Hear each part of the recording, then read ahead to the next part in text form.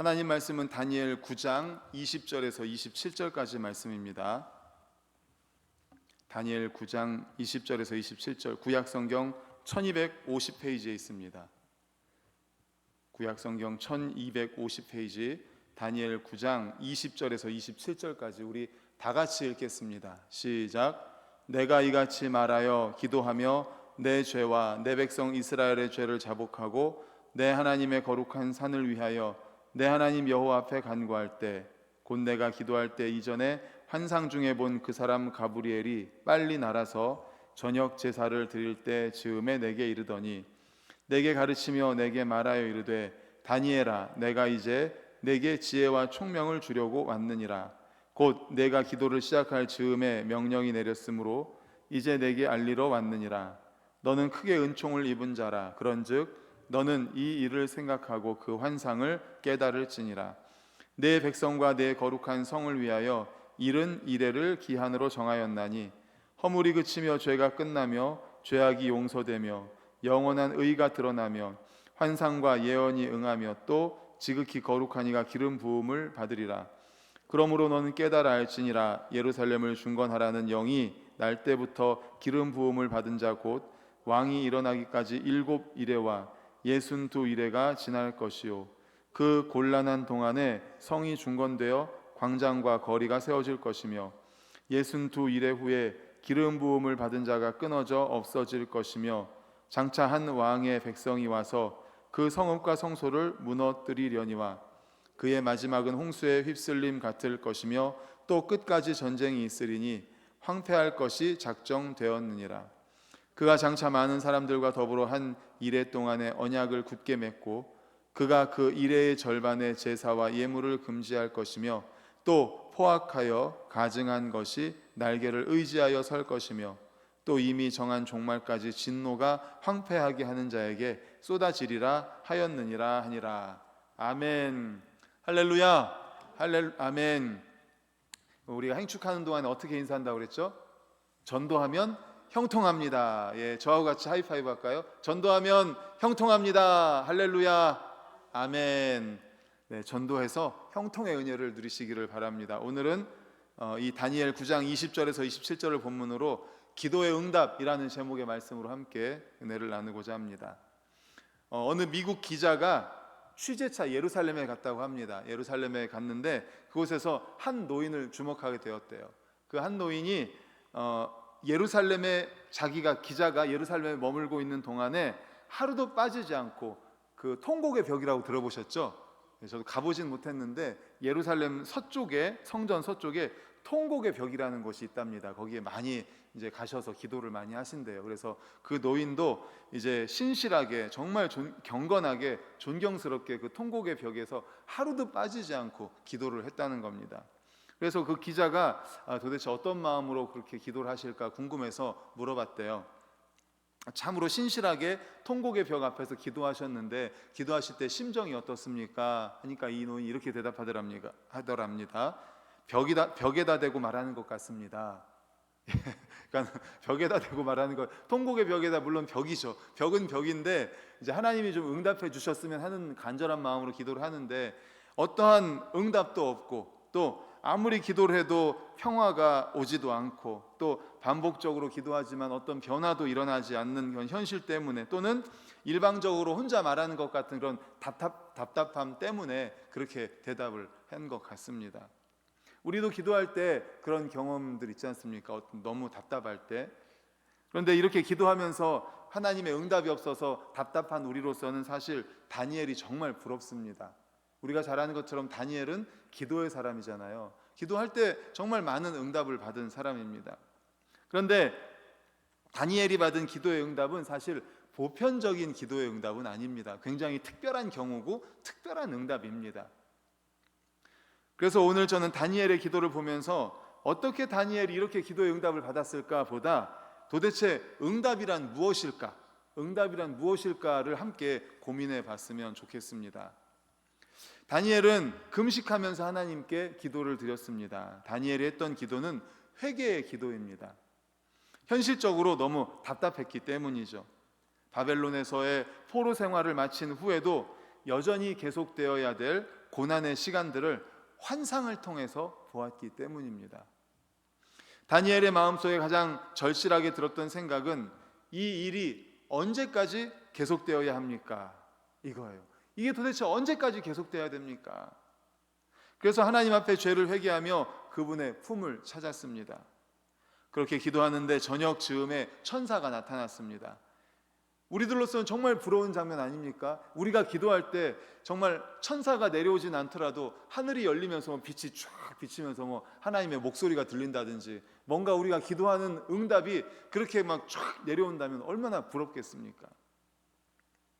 우리 다 같이 화면을 보고 21절을 읽어볼까요? 21절 시작. 곧 내가 기도할 때 이전에 환상 중에 본 그 사람 가브리엘이 빨리 날아서 저녁 제사를 드릴 때 즈음에 내게 이르더니 아멘.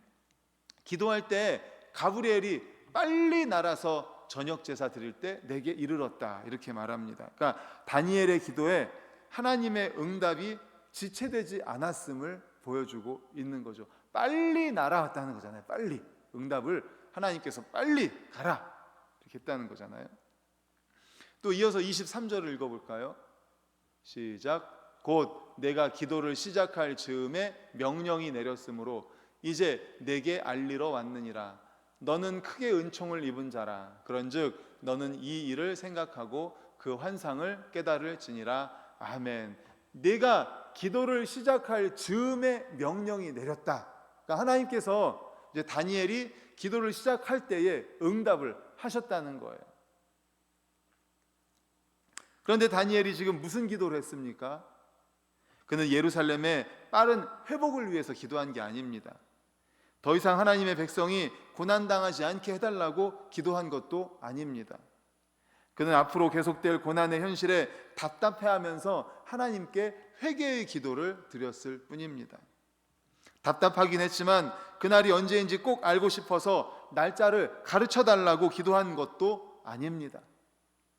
답답함을 느꼈기 때문에 답답했기 때문에 회개했고 그 백성을 불쌍히 여겨달라고 기도했을 뿐입니다. 주님 불쌍히 여겨 주십시오. 우리 백성들을 긍휼히 여겨 주시옵소서. 이렇게 답답함을 느끼면서 회개하고 불쌍히 여겨달라고 기도했습니다. 그러니까 다니엘의 기도에 대한 하나님의 응답은 다니엘의 요청에 대한 응답이 아니라 사실은 다니엘의 기도에 대한 하나님의 반응이라는 것이죠. 다시 말하면 다니엘이 기도를 하자 하나님이 응답하셨다 혹은 명령을 내렸다라는 말은 다니엘이 부탁하니까 하나님이 바로 들어주셨다는 의미가 아니라 다니엘이 기도를 시작하니까 하나님께서 그 기도에 반응해서 천사를 보내주셨다라는 것입니다.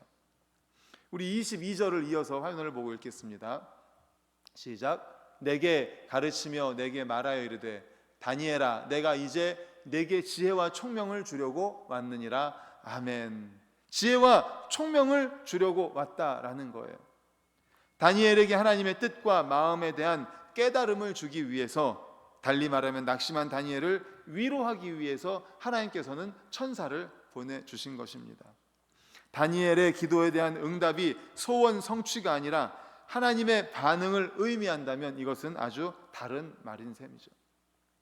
우리가 기도를 하면서 느끼는 답답함은 기도의 응답을 성취로 이해하기 때문이라면 그 답답함에는 사실 지금도 답이 없습니다. 언젠가 제가 새가족이 등록을 하셔가지고 새가족 양육을 했습니다. 새가족 양육 5주 과정에 보면 구원에 대해서 예배, 기도, 말씀, 교회 생활 이렇게 5주 과정이 있는데 기도에 대한 얘기를 할 때였어요. 세 번째 주에.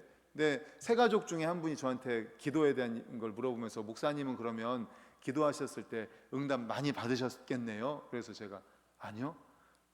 받지 못한 게 훨씬 더 많습니다. 이렇게 말씀드렸습니다. 물론 여기서 말씀드린 것은 기도한 대로. 근데 하나님께서는 우리가 기도한 대로 응답하시는 것보다는 좀 기다려라. 하나님의 때에 응답하시는 경우가 많고 다른 방법으로 응답하시는 경우도 많고 안 된다라고 응답하시는 경우도 많습니다. 우리가 원하는 대로 딱 바로 그때에 바로 그렇게 응답하시는 경우보단 그렇지 않은 경우가 훨씬 더 많다는 거죠. 그러니까 우리가 기도를 하면서 기도의 응답을 내가 원하는 때에 내가 원하는 방법으로 하나님이 응답해 주시는 거라고 그 성취라고 생각한다면 우린 너무 답답한 거죠. 제가 말씀드렸지만 그렇게 생각한다면 응답받지 못한 게 훨씬 더 많은 거예요. 실제로 아무리 기도해도 아까 그 노인처럼 벽에다 대고 이야기하는 것 같은 그러한 느낌을 받을 수밖에 없죠. 그런데 기도하는 사람들에게 정말 중요한 것은 하나님의 응답을 우리가 감지할 수 있는가 보다도 하나님이 정말로 우리의 기도에 응답하시는가입니다. 하나님은 우리의 기도에 응답하시는 줄로 믿습니다. 아멘. 그렇습니다. 하나님은 응답하십니다. 그런데 우리가 이렇게 기도할 때가 있죠. 왜 내 기도는 응답이 안 되죠? 응답 안 될 때 이런 답답한 마음에 어떻게 하면 응답받을 수 있습니까? 하나님, 내 기도에 응답하신 겁니까? 이게 응답입니까? 아닙니까? 어떤 사람이 이제 주차난이 심각한 아파트에 살고 있었어요. 그래가지고 이제 퇴근해가지고 주차하기 위해서 기도하면서 들어가는 거. 하나님, 제발 오늘은 주차장에 주차할 자리가 제발 있게 좀 해주십시오, 하나님. 그런데 딱 들어가는데 보니까 빈자리가 딱 보이는 거. 하나님, 됐습니다. 이건 응답 안 하셔도 되겠습니다. 저기 자리가 났습니다. 이걸 기도 응답이라고 봐야 됩니까? 우연이라고 봐야 됩니까? 응답은 일반적으로 기도한 대로 되는 것, 성취라고 생각한다면 말씀드린 것처럼 우리는 너무 답답할 수밖에 없는 거예요. 그런데 성경에서는 하나님이 기도에 응답하셨다고 할 때 그 의미는요, 기도한 대로 들어주셨다, 성취되었다는 것이 아니라 그 기도에 선하게 반응하셨다라는 것입니다. 할렐루야, 아멘. 그렇습니다. 우리가 기도한다고 우리가 예를 들어서 나쁜 기도를 했다 쳐보세요. 그런데 그 기도에 하나님이 성취를 해주셨어요. 응답해 주셨어요. 그럼 안 되잖아요. 하나님이 선하게 반응하셨다. 그리고 무엇이든지 구하라 하신 하나님의 약속은 구한 것을 다 이루어 주시겠다는 것이 아니라 무엇을 구하든지 절대로 놓치지 않고 선하게 반응하겠다. 할렐루야. 이것이 바로 성경에서 말하는 그 응답이라는 겁니다. 그래야 되지 않겠습니까? 그러니까 항상 저도 기도할 때 이렇게 기도해요. 하나님의 뜻대로, 하나님의 때에, 하나님의 방법대로 응답해 주시옵소서. 왜 그런가 하면 우리가 기도할 때 사실 지금 당장 이게 응답됐으면 좋겠어요. 근데 이게 응답이 돼서 오히려 더 나쁜 쪽으로 갈 수도 있는 거잖아요. 실제로 그런 일도 있고요. 그렇기 때문에 우리는 항상 예수님과 같이 기도한 뒤에 나의 원대로 마옵시고 아버지의 원대로 되기를 원합니다. 하나님의 때가 가장 좋은 때고 하나님의 방법이 가장 좋은 방법입니다라는 믿음을 가지고 기도해야 되는 거예요. 그러니까 하나님께서 우리의 기도한 대로 들어주셨다는 것은 그 기도에 선하게 반응하셨다. 무엇을 구하든지 하나님은 안 듣는 것이 아니라 놓치지 않고 가장 선하게 반응하시겠다라는 것입니다. 이것을 기억하시기를 간절히 축원합니다. 아멘. 다니엘은 그렇습니다. 무엇을 구한 적이 없지만 다니엘의 간구와 회개에 하나님이 즉각적으로 반응을 하신 거예요. 하나님, 불쌍히 여겨 주시옵소서. 우리 백성들을 긍휼히 여겨 주시옵소서. 하나님, 회개합니다 라고 기도했을 때 즉각적으로 하나님이 반응을 보이셨어요. 그런데 그 반응이 좀 황당합니다. 지혜와 총명을 주기 위해서 천사를 보내주셨다고 아까 읽었잖아요. 우리가 지혜와 총명을 주기 위해서. 그런데 사실은 그 대답을 보면 더 혼란스러워졌어요. 더 불안했어요. 24절을 이어서 화면을 보고 읽겠습니다. 24절 시작. 내 백성과 내 거룩한 성을 위하여 이른 이레를 기한으로 정하였나니 허물이 그치며 죄가 끝나며 죄악이 용서되며 영원한 의가 드러나며 환상과 예언이 응하며 또 지극히 거룩한 이가 기름 부음을 받으리라. 아멘. 천사를 보내서 긍휼히 여겨 주시옵소서, 불쌍히 여겨 주시옵소서 회개하고 기도했을 때 하나님이 선하게 반응을 하셔서 즉각적으로 천사를 보내셔서 지혜와 총명을 내게 알려주시겠다 했는데 이렇게 말하는 거예요. 이렇게 이 말을 들었을 때 이게 도대체 무슨 말인가 하지 않겠습니까? 내 백성과 거룩한 성을 위해서 이른 이레를 기한으로 정했다? 이른이면 70이잖아요. 이레면은 7이고 그러면 77에 49, 490일이라는 거잖아요. 그러면 허물이 그치고 죄가 끝나고 죄악이 용서되고 영원한 의가 드러나고 환상과 예언이 응해서 또 지극히 거룩한 이가 기름 부음을 받으리라. 이게 도대체 무슨 말인가? 490일이 지나면 무슨 일이 생긴다는 건가? 만약에 이런 말씀을 우리가 들었다고 생각을 해보세요. 얼마나 혼란하고 더 불안하겠습니까? 이 의미를 우리가, 이건 이제 우리에게는 과거가 됐지 않습니까? 그런데 다니엘에게는 이게 미래인 거예요. 우리는 이 말씀을 지금까지의 역사를 돌아보면서 이 말씀을 가지고 연구를 해보니까, 그러니까 이게 무슨 말인지를 아는 거죠. 그리고 사실 쉬운 일은 아닙니다. 과거의 역사를 보면서 이 말씀을 가지고 돌아볼 때 어렵고 복잡합니다. 그런데 아무것도 모르는 다니엘이 이 말만 듣고 도대체 이게 무슨 말인가 할 것 아니겠습니까? 이걸 기도의 응답이라고 한다면, 이걸 알려주기 위해서 천사가 그렇게 급하게 임한 것이라면 다니엘은 정말 혼란스러웠을 겁니다. 도대체 이게 뭔가, 이것 때문에 천사가 그렇게 불이 나게 왔단 말인가? 그나마 우리들은 434년은 어느 기간이고 기름 부음을 받은 자 곧 통치자가 과거 역사에 어떤 인물을 말하는지 우리는 과거의 역사와 이것을 보면서 연구할 수 있습니다. 그리고 정말 기가 막히게 딱 들어맞아서 오는 쾌감도 있습니다. 그래서 우리가 다니엘서에서 앞에 부분에서 왜 신상 이야기 했지 않습니까? 그 신상에서 머리는 바벨론이고 그 다음은 메대와 바사고, 그리고 바사 왕국이 무너지고 그 다음에는 이제 어떤 나라가 세워지고 하는 것들을 봤잖아요. 그러면서 그 의미, 신상의 의미, 그리고 어떤 동물들의 의미가 세계 역사를 가리키는 거구나 하고, 우리가 미래에서, 지금 현지에서 과거를 돌아보고 다니엘서의 말씀과 그 환상에 대한 이야기를 통해서 이것이 이런 이야기구나라고 볼 수 있지만, 그 당시엔 도대체 무슨 말인지를 모르는 거예요. 그러니까 다니엘에게 이 계시가 도대체 어떤 의미가 있겠습니까? 그런데 저는 이 사건에서 정말 감동스러울 만큼 큰 위로를 받습니다. 계시의 내용이 구체적으로 언제를 가르치는지는 잘 모르겠습니다. 하지만 이 계시를 통해서 하나님께서 다니엘에게 전하고 싶었던 말이 무엇인지는 알 것 같습니다. 다니엘은 환상을 보면서 많이 힘들었습니다. 끊임없이 하나님을 대적하는 강대국들이 그랬고, 그 앞에서 너무 무기력해 보이는 자기 민족이 그랬습니다. 그래서 그는 회개하면서 우리를 불쌍히 여겨달라고, 주님 저희들을 불쌍히 여겨주시옵소서라고 기도했습니다. 그때 하나님이 응답하신 거죠. 정한 기간이 차면 허물과 죄가 그치고 영원한 의가 드러나게 될 것이다. 이를 위해서 메시아가 올 것이다. 하나님이 그 백성을 구원하리라는 응답입니다. 메시아를 통해서 죄사함을 받고 완전한 의의 통치가 이루어질 것이라는 응답입니다. 71회가 언제인지, 62일회가 언제인지, 어떤 사건을 의미하는지를 알게 하는 것이 천사가 전해준 지혜와 총명이 아닙니다.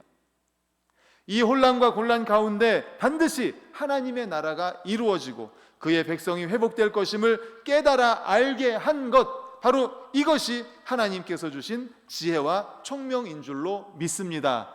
아멘. 그렇습니다. 반드시 하나님의 나라는 이루어질 것이다. 그의 백성은 반드시 회복될 것이다. 그것을 깨달아 알게 하는 것이 바로 지혜와 총명이라는 거예요. 그렇습니다. 이 모든 복잡하고 난해한 과정이 궁극적으로 가리키고 있는 것이 무엇입니까? 누구입니까? 바로 예수 그리스도 메시아라는 거예요. 인간의 허물과 죄를 용서하고 이 땅에 정의로운 나라를 세우기 위해서 메시아의 오심과 통치가 바로 하나님이 다니엘의 기도에 주신 응답이었다는 것입니다. 그리고 예수님이 오셨죠. 예수님을 통해서 하나님이 우리의 모든 죄를 용서하시고 우리의 걸음을 지켜주시고 끝까지 우리와 동행하실 줄로 믿습니다. 아멘. 이것을 깨닫는 것이 바로 지혜와 총명이었던 거예요. 하나님이 이 응답을 통해서 다니엘이 무엇을 깨닫기를 원했어요? 바로 메시아 예수 그리스도를 보내줄 것이다 라는 것을 깨닫기를 원한 게, 이게 바로 지혜와 총명이라는 거예요. 깨달음이죠. 깨달음. 우리는 너무 답답하고 힘들어서 언제쯤 문제가 해결될지 알고 싶고 어떤 일이 일어날지 알고 싶습니다. 이게 하고 싶습니다. 또는 이게 보고 싶습니다. 그러니까 응답해달라고, 알려달라고 그렇게 기도하지만, 그때 하나님께서 성령을 통해서 우리에게 주시는 지혜와 총명은 미래의 사건에 대한 깨달음이 아니라 임마누엘이라는 것입니다. 임마누엘. 의심이 생기고 자신이 없어질 때, 죄로 인해서 넘어질 때 우리가 하나님 앞에 무릎을 꿇으면 하나님은 우리가 기도를 시작할 때 천사를 보내주실 것입니다. 아니, 우리 안에 계신 성령께서 친히 증거하실 것입니다. 하나님이 우리를 사랑하시고 우리의 모든 허물과 죄를 용서하시고 끝까지 지켜주실 것이라는 것을요. 그러니 예수님을 바라보라라는 것입니다. 올해는 힘들겠지만 내년에는 괜찮아질 거야 라는 말보다 내가 결코 너를 놓지 않고 끝까지 함께할 것이다 라고 주님은 말씀하십니다. 암담해 보이는 현실 앞에서 얼마나 더 가야 되냐고 끊임없이 하나님께 물을 때 조금만 더 가면 돼, 분명히 끝이 있는데 내가 너와 함께할 거니까 걱정하지 마, 임마누엘로 너와 함께할 것이다 라고 말씀하십니다. 이것보다 더 큰 확신과 위로가 어디에 있겠습니까? 이것을 깨달을 수 있는 지혜와 총명이 바로 우리 성도님들에게도 있기를 간절히 축원합니다. 아멘. 바로 다니엘이 깨닫기를 원했고 다니엘이 갖기를 원했던 지혜와 총명이 바로 이것인 거예요. 기도의 응답을 우리가 원하는 것의 성취로 생각하거나 특별한 체험으로 생각한다면 기도하면서 우리는 많이 답답할 겁니다. 하지만 기도의 응답이 우리가 그리스도가 우리 안에 계심을 발견하는 것이라면 틀림없이 우리 안에 거하시고 또 우리 안에 계신 예수님 때문에 우리가 기도를 시작할 때 이미 하나님은 우리의 기도에 반응하셨음을 확실히 알 수 있습니다. 우리가 입을 열자마자 내가 너와 함께한다, 내가 너를 지킨다, 내 기도를 다 듣고 있다 라고 말씀하십니다. 다니엘에게 보여주신 환상과 응답을 보면서 제가 느낀 감동은 바로 하나님은 우리의 기도를 단 한마디도 땅에 떨어뜨리지 않으셨다는 것입니다. 모든 기도를 다 들어주신다는 거예요. 그 기도에 대한 응답으로 우리에게 주신 가장 확실한 것은 바로 우리 안에 계신 임마누엘 예수님인 사실을 믿으시기를 축원합니다. 아멘. 그렇습니다. 그러므로 기도하면서 느끼는 모든 불안과 답답함은 예수님을 주라 고백하면서도 예수님께 우리의 인생을 맡기지 못해서가 아닐까요? 우리가 추구해야 될, 확신해야 될 가장 확실한 기도의 응답은 임마누엘, 하나님이 우리와 함께 하심인 줄 믿으시기를 간절히 축원합니다. 아멘. 그것을 깨달을 수 있는 지혜와 총명이 바로 우리 모든 성도님들에게도 함께 충만하기를 간절히 축복합니다. 아멘. 이 시간에 우리 찬양하고 기도하도록